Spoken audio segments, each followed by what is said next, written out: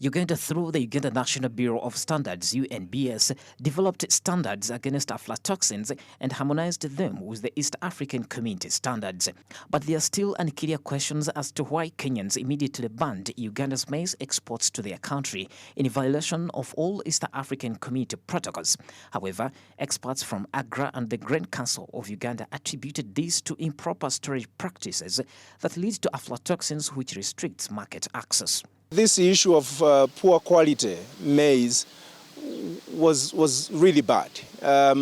We actually came across a number of cases, actually majority of the cases where maize crossing borders was deemed unfit and therefore rejected at the borders crossing into Kenya.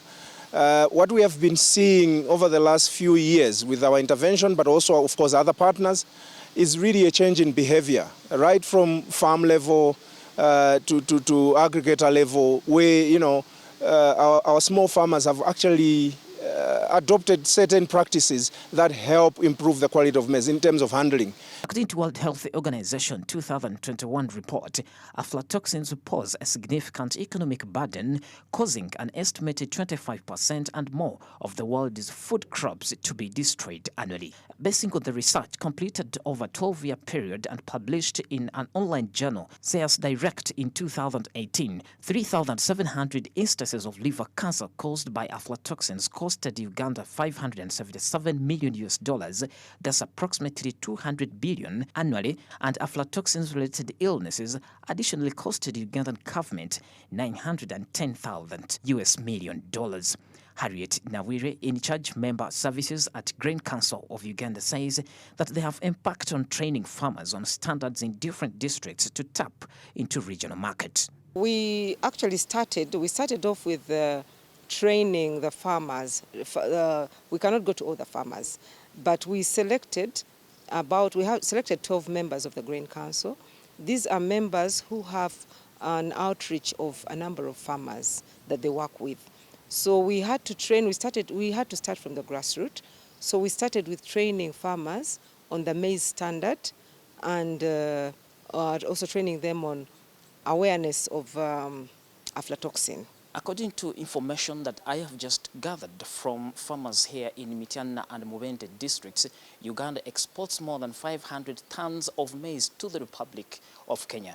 However, penetrating other regional markets has become a big problem because of aflatoxins that come as a result of poor harvest management. The Ministry of Finance said during the month of December 2022 that maize exports increased from $4.34 million in November 2022 to $20.48 million in December 2022. The rise was partly due to the onset of the maize harvesting season, as well as the heightened demand for Uganda's maize by the neighboring countries. Grain exporters like Tumini Wilson says that much as we are recording all these increases, but there is still poor maize quality. To make sure that we capture the regional market, we have first of all to deal with good quality maize in particular by training our farmers, field farm practicals. Within marketing, which makes a good price is high yield and good quality. Talking about destination of exports as of December 2022, the East African community remained the major destination for Uganda's exports, accounting for $227.08 million. That's approximately 61.1% of the total exports during the month. Daniel Njiwa, the head regional food trade at AGRA, believes that more efforts about post-handling are still needed. Just today, one of the farmers said, hey, if you could help us with a tarpaulin, just one piece will go a long way to help with the drying kind of activities. So I think there's quite a bit to be done.